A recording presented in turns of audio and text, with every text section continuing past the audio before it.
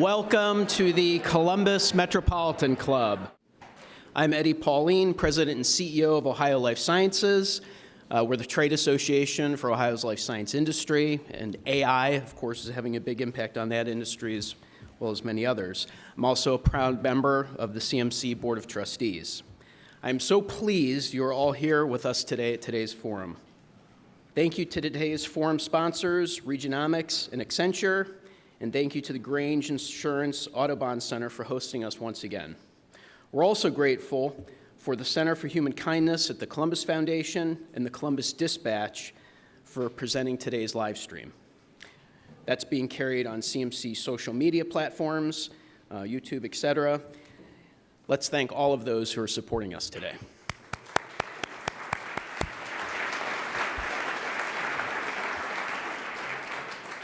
The title of today's forum is Exploring the Promise and Peril of Artificial Intelligence. How does that sound? You might be interested to know that this is the first ever CMC forum title that wasn't written by a human being. That's right, we asked ChatGPT what the title of the forum about itself should be called, and it came up with a pretty good one, even though we're a little concerned with why it chose the word peril. Hopefully, the future of AI is more promise than peril. Today, with both human and electronic panelists, we'll explore the world of artificial intelligence and the profound changes to society that AI is bringing. Please welcome today's esteemed panelists. I'll start with the humans. First, Kevin Lloyd, Chief Operations Officer for Color Coded Labs and the co-founder and CEO of entertainment software company MYLE. Is it MYLE? Okay, all right. There you go. All right. I don't know if it's an acronym or MYLE. Yeah. Thank you. Here we go. Dr. Andrew Perrault, Assistant Professor with the Department of Computer Science and Engineering at The Ohio State University. Dr. Padma Sastry, author and adjunct professor with Franklin University. Our first ever electronic panelist, ChatGPT, a chatbot powered by artificial intelligence, which will be joining us on screen. And our moderator, Dr. David Staley, Associate Professor in the Departments of History, Design, and Educational Studies at The Ohio State University, and President of Columbus Futurist. Inside joke, I like to refer to him as Ohio State's official futurist. We worked on that a little bit ago, but maybe it'll happen one day, David. You can read more about today's panelists in your forum flyers. David, look forward to the conversation, and I'll hand the podium over to you. Thank you.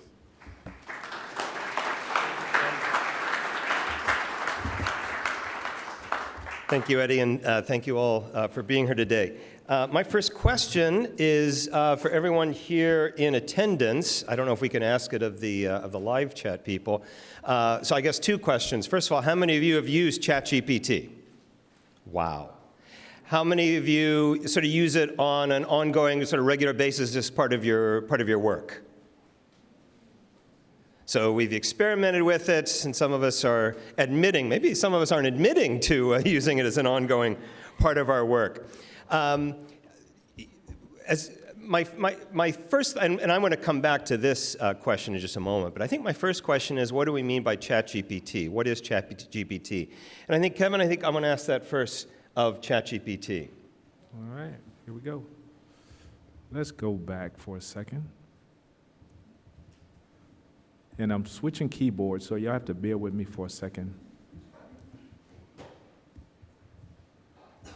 Chat.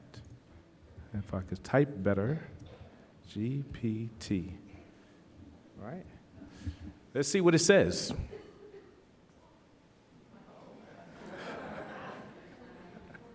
Hold on one second. This is what happens when you try to use technology real time, right? All right. Here we go. Let's try it again. Yeah. Using technology in real-time interactions can sometimes lead to unexpected outcomes or misunderstandings. While AI language models like ChatGPT are designed to generate coherent and contextually relevant responses, they may occasionally produce responses that may not fully align with the intended meaning or context. AI models rely on the patterns Let's and do data this they were real trained quick, y'all. on, Hold on. and their responses are based on statistical probabilities rather than true understanding. OpenAI continues to work on improving and refining AI. That's what you do when you stop it from talking, okay? And let's try this one more time. Here we go. And for whatever reason, it doesn't want to say it out loud, so Just read out. why don't I read it this time? So ChatGPT is an AI language model developed by OpenAI. It is based on GPT, which is generative pre-trained transformer, architected and especially designed for generating human-like responses in conversational context. ChatGPT has been trained on a vast amount of text data from the internet, enabling it to understand and generate coherent and contextually relevant responses. It can be used for a variety of tasks, such as providing information, answering questions, engaging in conversation, offering suggestions, and more. However, it's important to note that ChatGPT is a machine learning model and may occasionally provide incorrect or nonsensical answers. And sometimes it may challenge you technically as well. Would we add or subtract to that definition? So it's pretty good. There's some technical details that maybe are important. This is a model that is designed to take as input some words and then predict the next word. That's all the underlying model does. So it creates this kind of illusion that it's answering the questions you're asking, and there's a little bit of special sauce to make that happen, but really it's not a conversational model. At least I'm not sure that's a totally fair definition. So let me start with what AI means to me. So I want to go back maybe 20 years from now behind. And I used to work for a company called AT&T Bell Labs, if any of you remember. Okay, so I see a thumbs up there. So in AT&T Bell Labs, I won a contest one time. The contest gave me a thing called Palm Pilot 2 or 3 or 4 or whatever. I don't even know how many people remember that. It looked like a phone, and I could take it to meetings. I could put my notes in there. I could put a calendar entry. I could do whatever I wanted, like a little notebook. I would come back to my desk.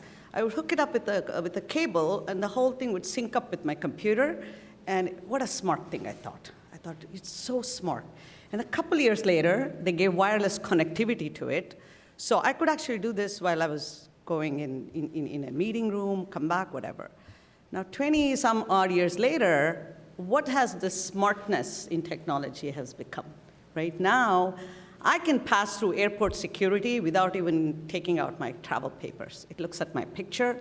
It knows exactly where I've been, what my passport number is, what my visa, this, that, and everything. And it gives me, the door opens, and I pass right through it.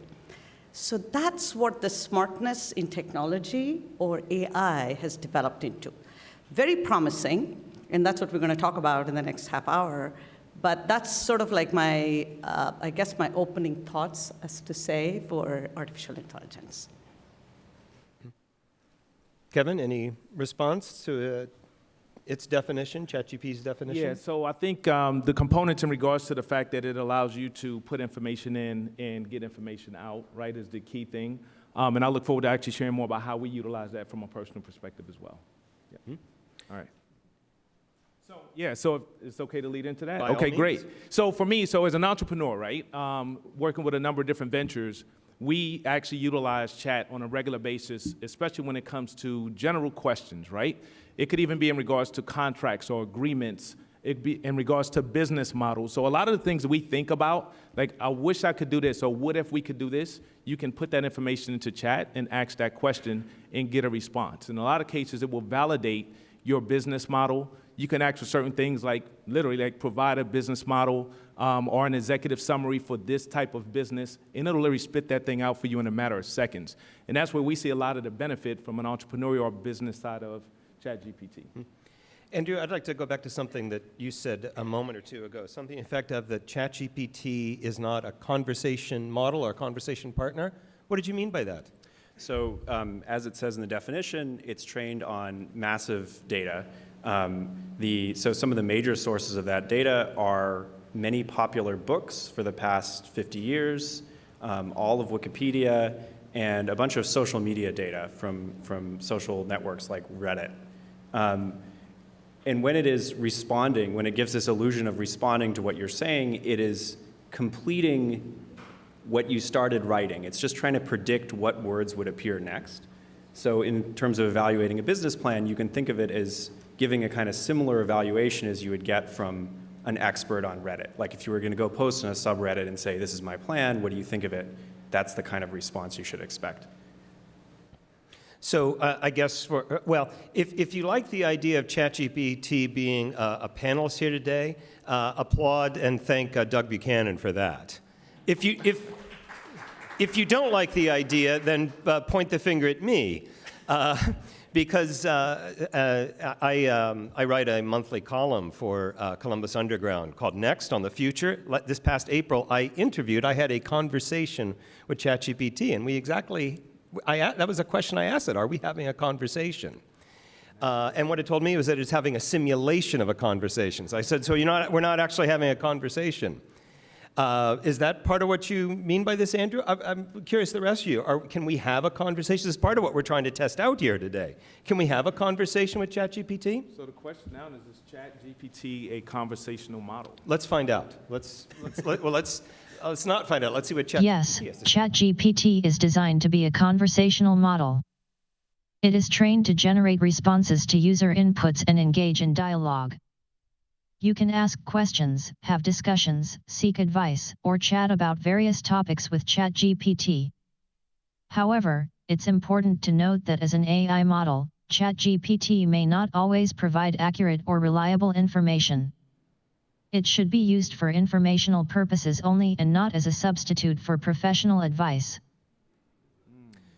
Even though it just said before that it's a source of advice. Padma, what do you think about the idea of conversing with ChatGPT for its advice? For the ChatGPT?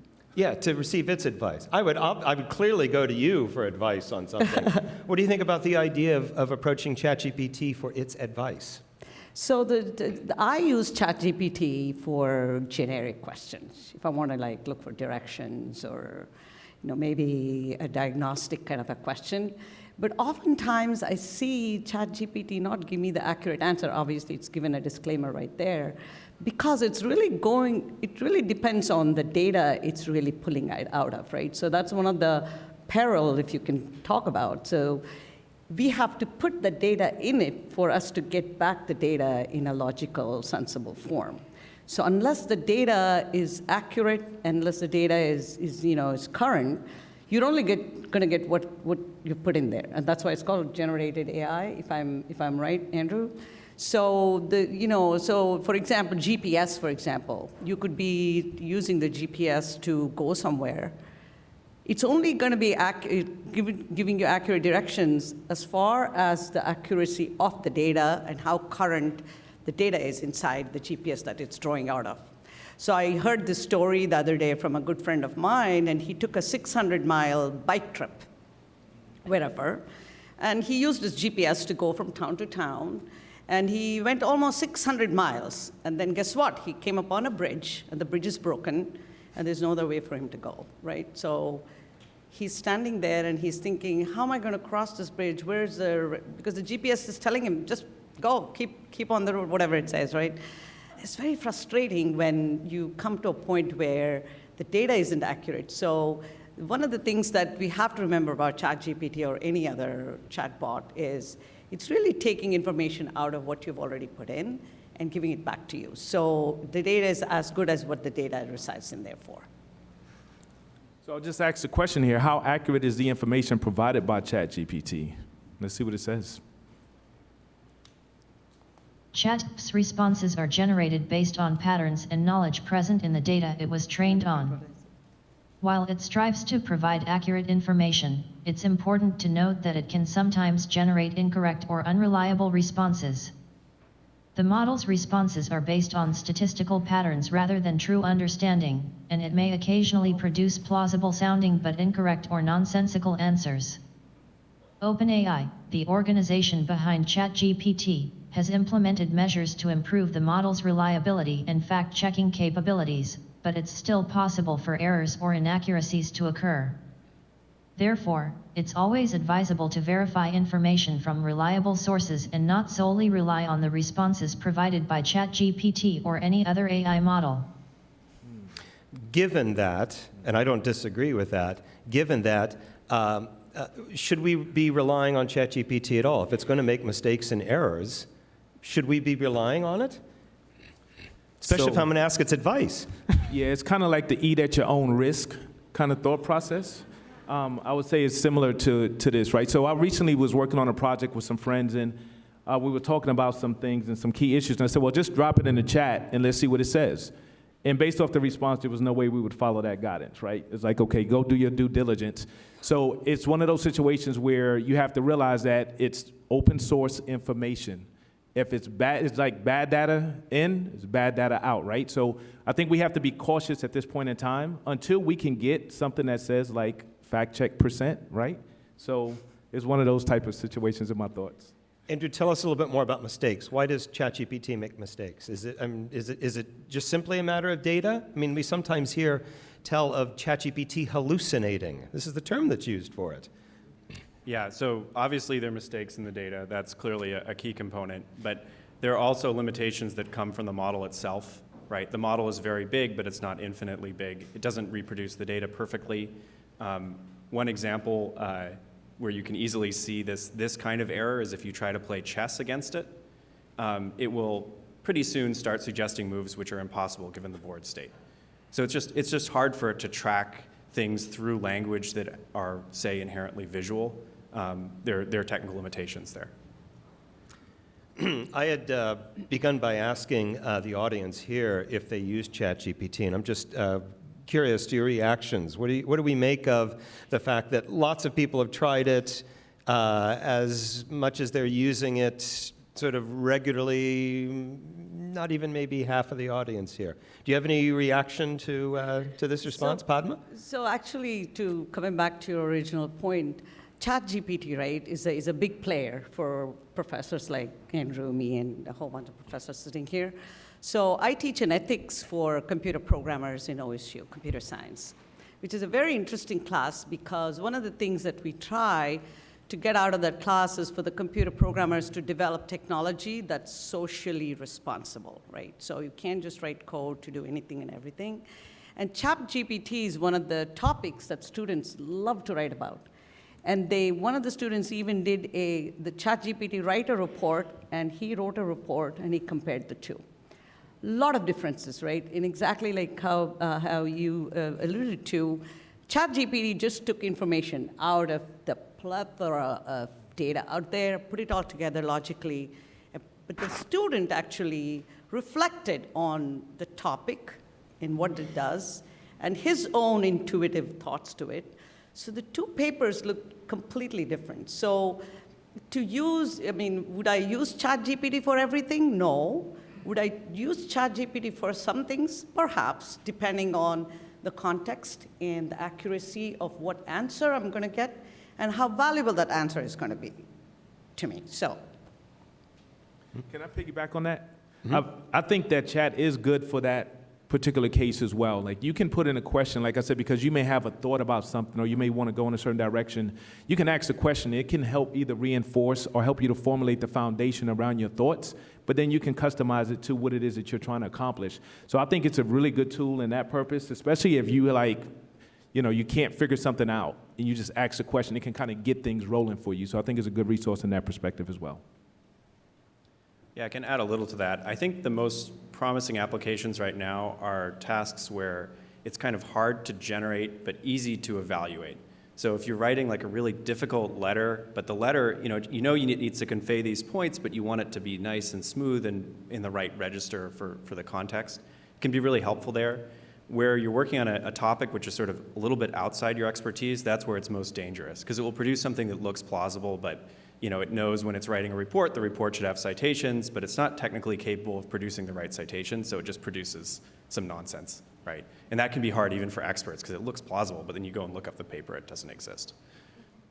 I want to add to that as well. It's great for refining something that you've already put together, right? So you've written something out, and you're like, I think this is good, but I'm not sure. Let me take another spin at it. Instead of you spending the time to go back through it, you drop it in chat, ask it to do it, or you could put a spin on it. You could type something and you can say, make this more creative, right? Or add a certain like flavor to it that you want to get across.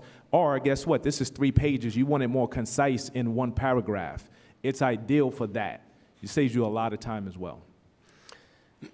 This is the theme I wanted to come to. Let me ask this question first, and I'll ask all 3 of you.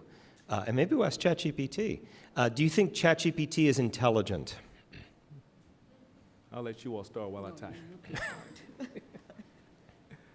So I'll take a quick swing at that. For me, it's not really possible to say that it's intelligent. Part of this is that, so I was a grad student at University of Toronto where the kind of current wave of neural networks came out, and I was there when Jeff and Ilya were introducing their first kind of generative text models. Technically, for me, there's not enough of a difference between how those models worked and how this model works that I can ascribe intelligence to it. But it's really challenging because when you see the internals, it's some of the flashiness on the outside is sort of less effective because you just sort of see the multiplications behind the scenes. And I don't know if this kind of general question of intelligence directly matters or if it's more about what are the consequences. If it is intelligent, how does that change how we should interact with it? I also think from a different perspective, ChatGPT or any other model that we're going to produce also depends on how much work or effort we put into it to make it work the way we want to. I was just talking to my husband last night, and he's a professor at Ohio State, and he's here in the audience somewhere. And then we were having this conversation about, let's suppose, one of the hardest part for professors is to write up a proposal for a grant, right? You take hours and days, as you know. So what if we use ChatGPT to collect all this information, put together a proposal for me? However, to do that, you really have to give the ChatGPT or whatever tool all kinds of requirements. What is it that you're looking for? How much this thing, how much that, just a lot of, and you have to use time, your own time, to give it those requirements in a way that the ChatGPT or whatever tool can understand it and then produce it back. Okay, if it did produce it back, now you got to validate it, right? You can't just take it as it is. You want to validate it against your own thing and say, hey, does this make sense? Does this make sense? And then you got to test it. And if you really think about how much time you're going to spend, and each proposal is going to be unique from another. You can't just take a proposal and just boom, boom, copy, cut and paste it.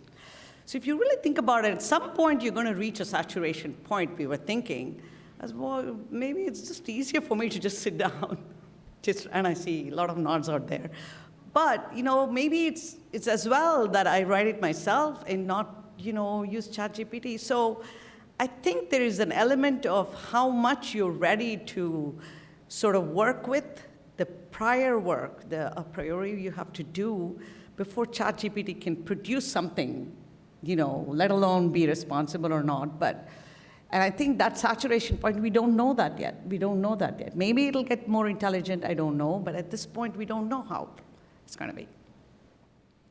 So I want to add to that real quick. I would agree. It's based off of which you ask it, right? If you ask it a top-line question, it's going to get you a top-line answer. If you give it more details, it's going to give you more details. Prime example of that, I was showing someone how to use chat, and he does a lot of real estate investment projects. And so we put in some information. It gave us a high-level answer. When I asked him how many units, right, square foot of each particular unit, and he was trying to find out the piping cost for every one of those units. When you put in those details, it literally gives you the entire formula, breaks it all down for you, and that way he can have some type of cost basis, but it actually has the formulas, so you can actually see it. That's very helpful, and where I see a lot of value in it as well. But we did ask Chat here as well. Let's see what it says. ChatGPT is an impressive language model that can generate coherent and contextually relevant responses. It can simulate intelligent conversation to a certain extent. However, it's important to understand that ChatGPT does not possess true intelligence or understanding like a human does. ChatGPT operates based on patterns it has learned from the vast amount of text it was trained on. It can generate responses that often seem intelligent, but it lacks genuine comprehension and knowledge. It doesn't have personal experiences, emotions, or a deep understanding of the world. While ChatGPT can be a valuable tool for generating text and engaging in conversation, it's essential to recognize its limitations. It may... And I stopped it because we've heard that nonsensical piece before. Well, here's a similar question. And I'm asking this in part because it's not just ChatGPT, it's other sorts of generative AI applications. DALL-E, for instance, the image generation. Is generative AI like ChatGPT, is it creative? It's to the ChatGPT itself? Or generative AI generally? Can we talk about it being creative? And again, we've seen examples of images that I think are... to an extent, maybe, like I just said previously, it all depends on the context and the question that you pose to it. So it really goes back to what data it has. Like it's saying right there, it's generating out of anything but personal experience, emotions, or a deep understanding of the world. So let's see. So this time, right, versus just asking that simple question, as I said, let's go a little deeper. Is generative AI creative? If so, how? Provide an example. Let's see what it says. Had it off this time. Okay, here we go. Let's try that one more time. All right.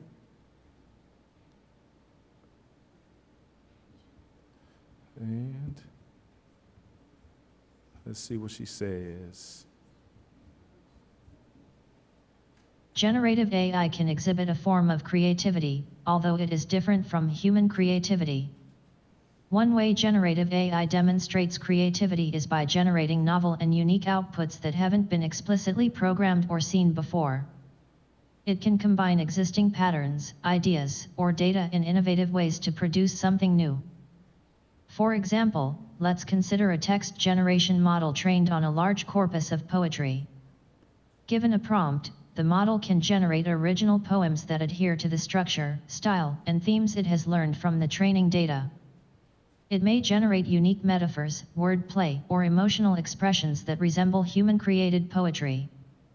While the AI model doesn't possess human-like conscious awareness or emotions, it can generate outputs that are considered creative within the context of poetry.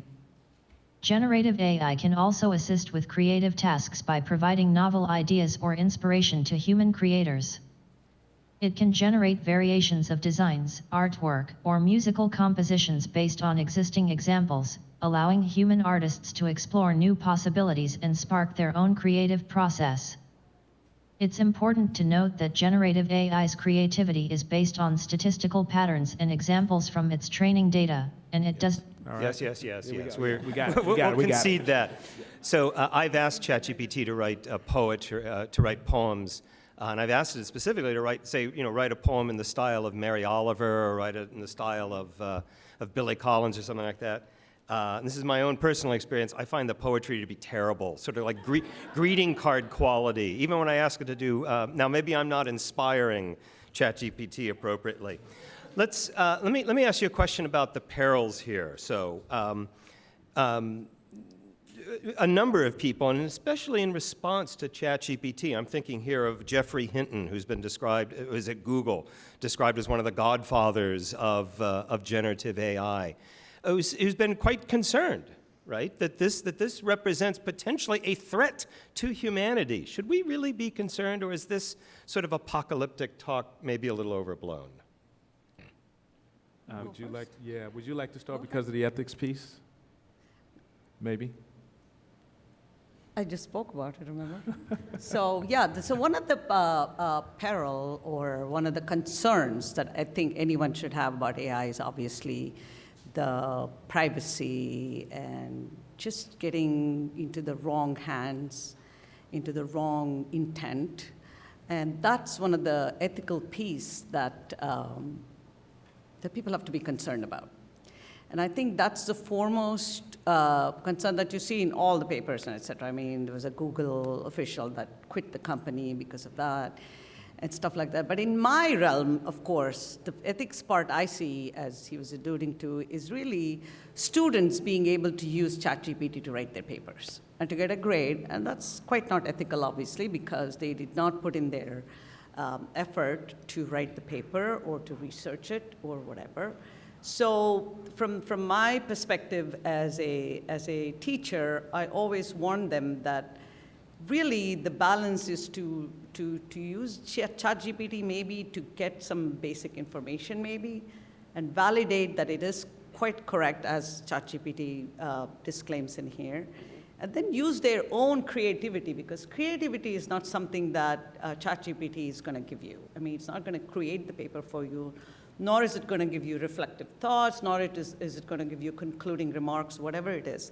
So that's the ethical part that I think as teachers, we have to be conscious to make sure students understand the adverse part of using tools like ChatGPT, although it sounds easy, it's easy to put a question in there, it's easy to get a whole paper written out, but it really, the loser is who? The loser is going to be the student because they didn't learn what they were supposed to learn. Make sense? Yep. So let's see what it says, and then I obviously have my opinion as well, but let's see. Here we go with that mute While again. AI offers Bias numerous and discrimination. AI there are also systems can legitimate inadvertently concerns and amplify potential biases negative present in the aspects data they associated were with its trained on. development and use. If the training Here are data some is common biased or concerns. reflects societal Bias and prejudices, discrimination. Hold on, AI looks like- systems can inadvertently amplify biases present in the data they were trained on. If the training data is biased or reflects societal prejudices, the AI model may learn and perpetuate those biases, leading to unfair or discriminatory outcomes in areas like hiring, lending, or law enforcement. Lack of transparency. Some AI models, particularly deep learning neural networks, can be considered black boxes because their decision-making processes are not easily explainable or understandable. This lack of transparency raises concerns about accountability, as it can be challenging to determine how and why a particular decision or prediction was made. Job displacement.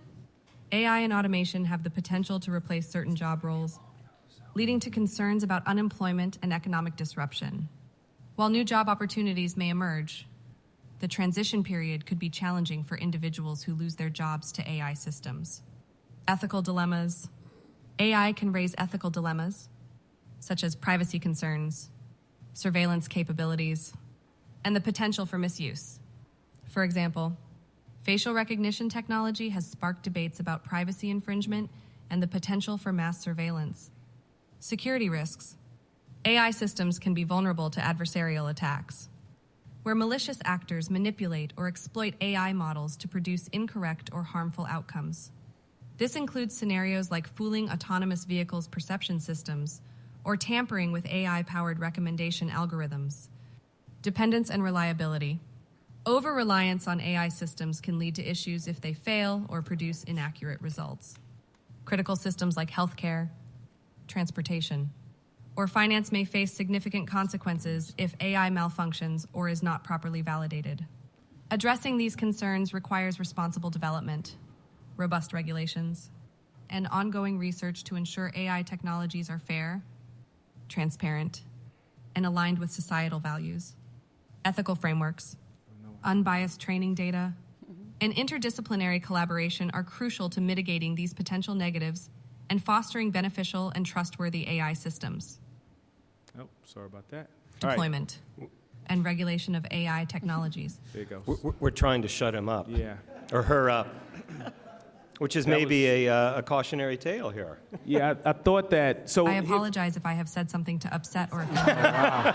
If there's anything specific That's you would like very assistance kind of with you. or Thank any you. concerns you have, please let me know. All right, here we go.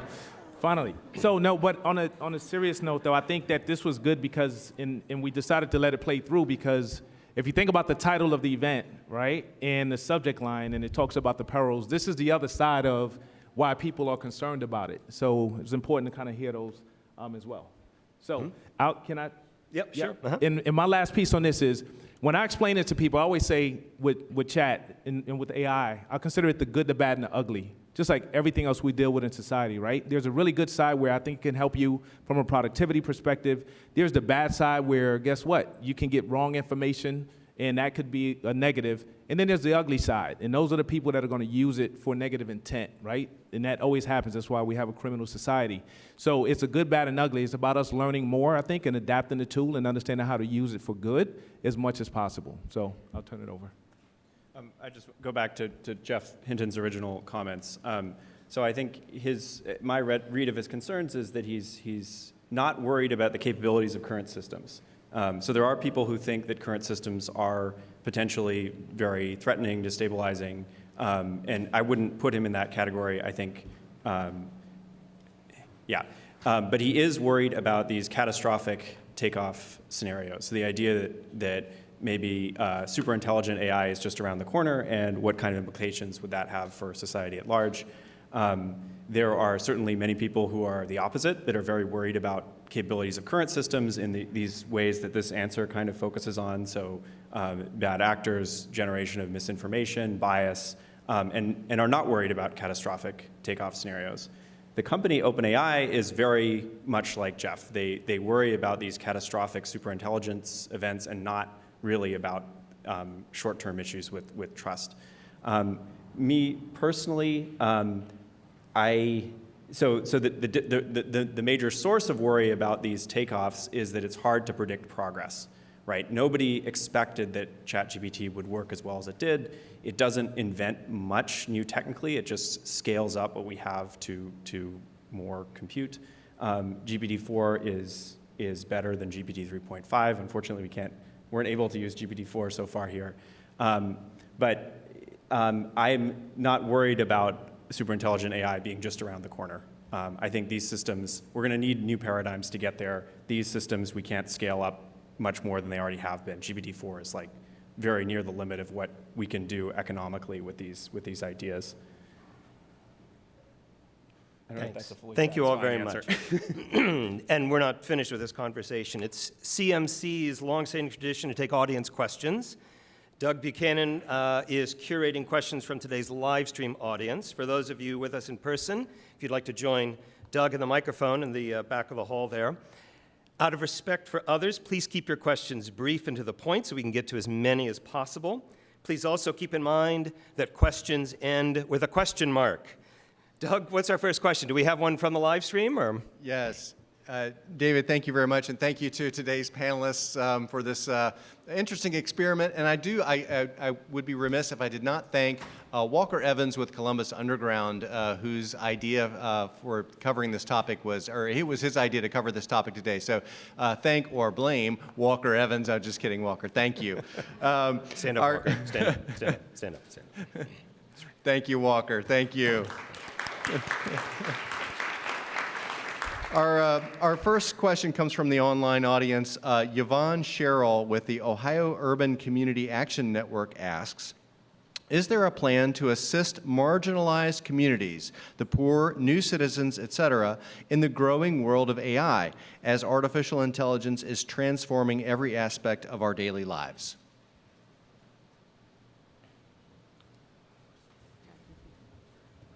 Let's see what the response is going to be. Let's hit this unmute. Here we go.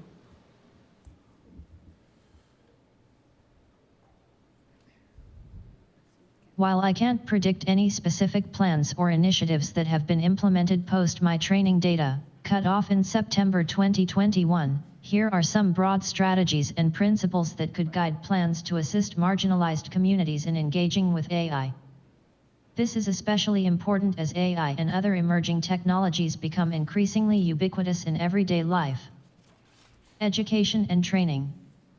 Ensuring widespread access to knowledge and training in AI and related technologies is crucial. This could involve improving STEM education in schools, offering adult education programs, or developing online courses that can reach a wider audience. Infrastructure improvements.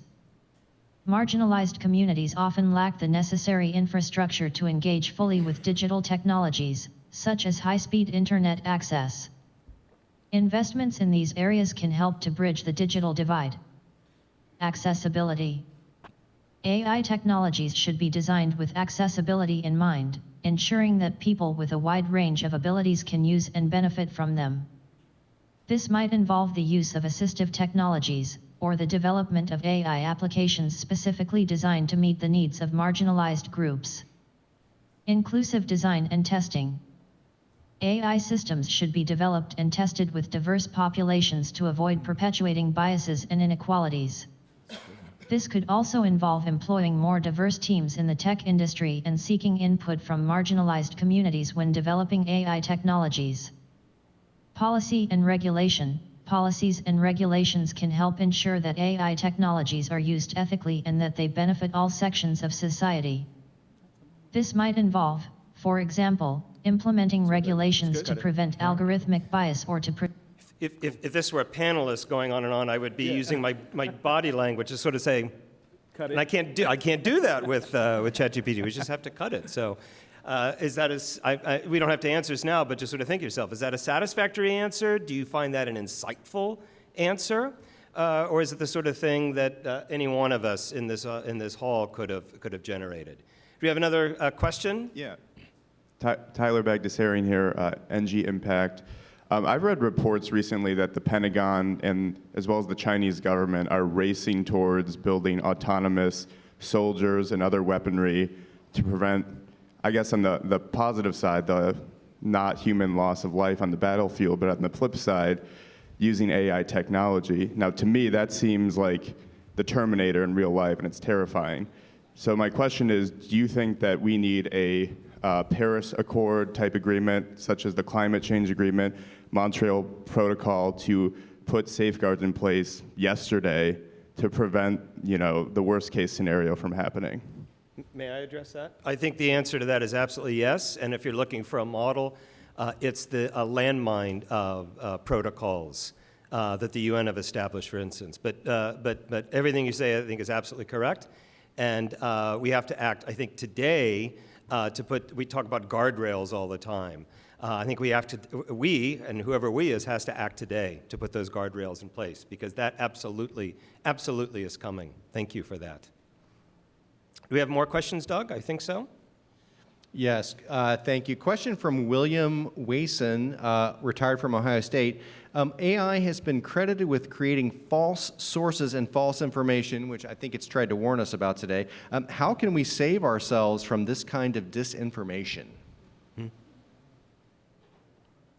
You want to take that, Andrew? So it's certainly, I guess there's maybe two parts. So if you ask it to provide sources for something, it'll probably provide sources that don't exist. So if you know the content is AI generated, if it gives sources, you should not believe that they exist. It's filling in where it thinks there should be sources with something plausible. The second question about disinformation isn't necessarily about sources. I think it's about the ability to kind of flood the zone, just create many images, descriptions of events that haven't happened. So we saw kind of a small stock market dip in response to an image that appeared to show an explosion outside the Pentagon a few months ago. This is an issue where we clearly need to change how we interact with these. The question is whether it's a regulatory response or whether we can kind of develop antibodies and be able to, in this case, experts were easily able to identify that it was not a real image, but there was still a market reaction, right? Maybe everyone starts distrusting what they see on Twitter, and that's enough, or maybe we need to do something more coordinated. So the point of how can the general public avoid disinformation? See, the main thing is we are humans, and it's AI. So the first thing we have to remember is whatever we get on ChatGPT, you have to take it with the thought that this information has been collected in a different way than humans would have. As humans, we reflect. We express ourselves through our intuition. We have experiential learning. We have all these things, and we put it together to come up with information. Whereas if you look at ChatGPT today, it's not using intuition. It's taking a bunch of data behind the scenes and putting it together. So like ChatGPT disclaims itself, you have to take it so that you already know that the information needs to be validated or seconded or whatever before you can conclude the information is accurate. Yeah, not much to add besides chat. Do we want the answer? I think it's going to go back to nonsensical, but yeah. We can try it. Let's try it. Here it goes. Let's see what GPT says. As an AI developed by OpenAI, I am designed to generate text based on a wide range of inputs. I do not generate or disseminate disinformation deliberately. However, I can sometimes inadvertently produce inaccurate information, especially if the input question or prompt is based on false premises. Therefore, it's essential to maintain a critical perspective while interacting with AI. Here we go. Yep. I don't know if I feel particularly comforted by that. Yes, we have another question, please. Yes, Carol McGuire. To expand on an earlier questioner's question, first of all, are there guardrails, are there rules, are there regulations? What's out there that governs this? And if not, where are those going to come from and who is going to develop those? I have, as I know most people in this room probably do, some grave concerns about the misuse of this and how it will be governed going forward. Yeah. Go ahead, Andrew. Or do you want to take that? So my answer was going to be, I'm not certain there are a lot of guardrails right now, aside from any guardrails or any sense of ethics or responsibility that the developers are bringing to it. There's no, as yet, there's no government policy, although there's certainly conversations. I think Senator Schumer has started talking in these terms. If we're going to look for regulations, my guess would be to look to the Europeans, look to the EU. They've long been in front on regulations in the tech sector. And if I were to see where regulations are going to come from, my guess is they'll start in Brussels and sort of spread from there. Andrew, please. Add a little bit to that. I think many officials in the U.S. have taken the perspective that AI is covered under existing legislation. So, for example, instance, the FTC has regulatory power over AI. They've claimed that they do, but these are all still playing out in the courts. So we don't really know. I mean, the way the U.S. system works, we don't really know what the guardrails are until the cases happen. And the EU is more of a civil law place, so they need legislation to start acting, and they're far ahead on that front. We may have new legislation in the U.S. eventually, but there's sort of this delay based on how the legal system works.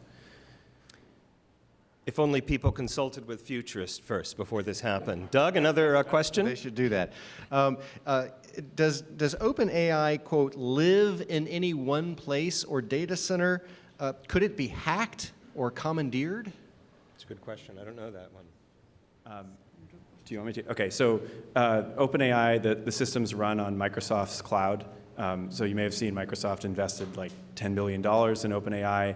A lot of that is computing credits. So it's saying that you can run your models on our servers. Microsoft's cloud is distributed geographically. So there's no particular data center which is responsible for the responses. Could it be hacked? In principle, yes, it would be really challenging, and Microsoft has a huge business reason to try to keep their cloud secure. I don't know if that, yeah. Lee Vjestvang, the Chief Information Officer at Denison University. And I have two questions. One, can you talk a little bit more about what a catastrophic takeoff scenario would look like and kind of how that happens? And then the second is, if we look 2 or 3 years out into the future, what do you see as the distinct and important role that humans play in work versus AI? And I'm curious about what that means for what our students need to be learning and how that needs to look different in their education right now. Maybe I can try to quickly take the catastrophic takeoff one, and I'll hand off. I think many of the theories go that you'll have a system that can become self-improving. So imagine a ChatGPT that then orders itself to be further trained on new data which it has collected, and then creates copies of itself, and somehow this army of intelligences can then do something bad, like accrue real-world political power. It requires a lot of things need to happen for that sequence of events to happen, which is why I think I and many experts aren't very concerned about a catastrophic takeoff in the short term.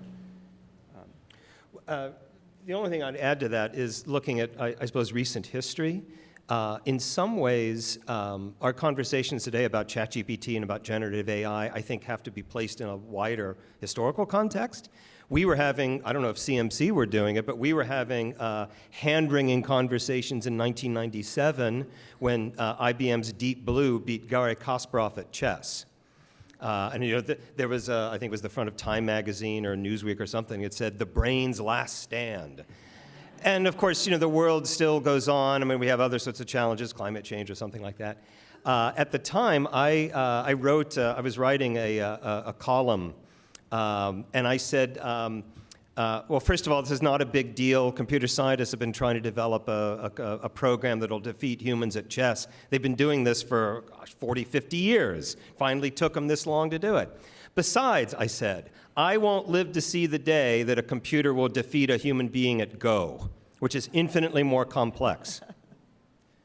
April 2016, Google's DeepMind beat the best Go player. And in fact, and this is where I'm going with this, when you look at games like chess and Go, it's not just that the machines can beat like the best human players. They are, first of all, they can become grandmasters in the matter of 24 to 48 hours. They become that good, that fast. And it's not just that they're good, it's not just that they're beating people. Chess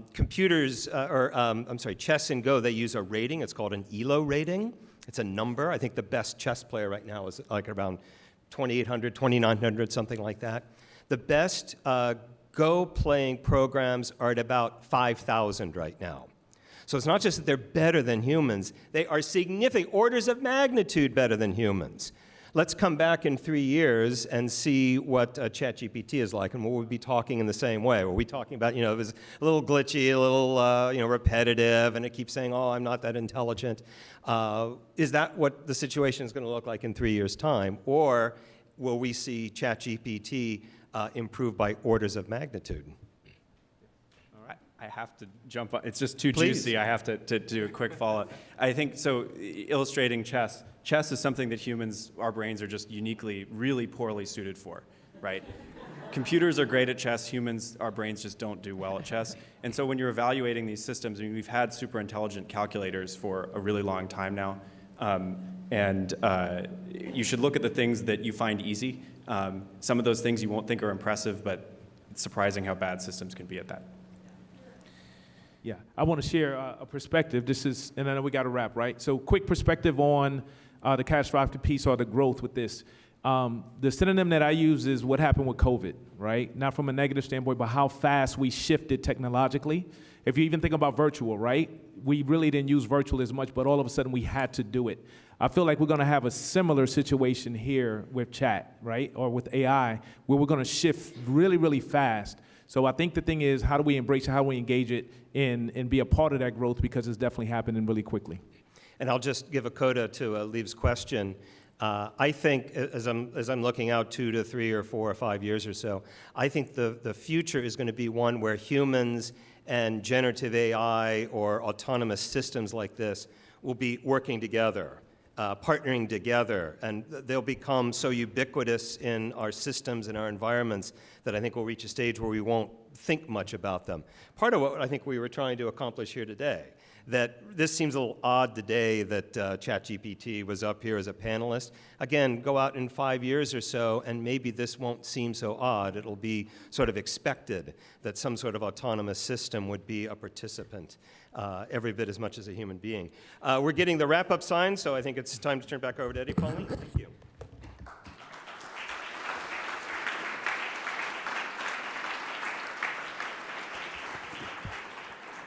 Well, I hope everyone found today's forum feeding your curiosity about this really interesting space.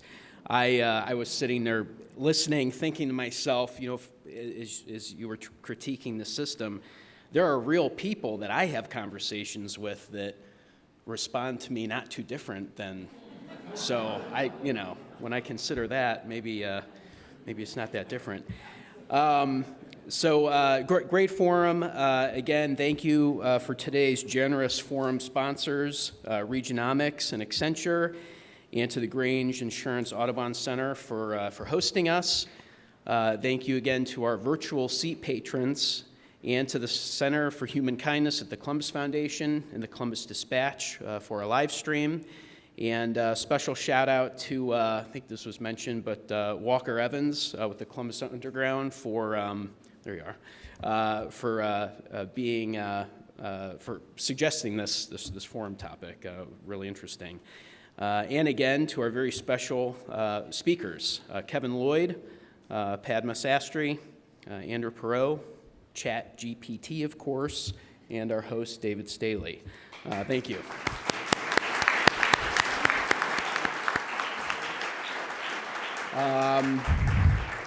Next week, please make plans to check out Made in Ohio, the coming manufacturing supercycle, which will be our next topic here at the Columbus Metropolitan Club. Thank you.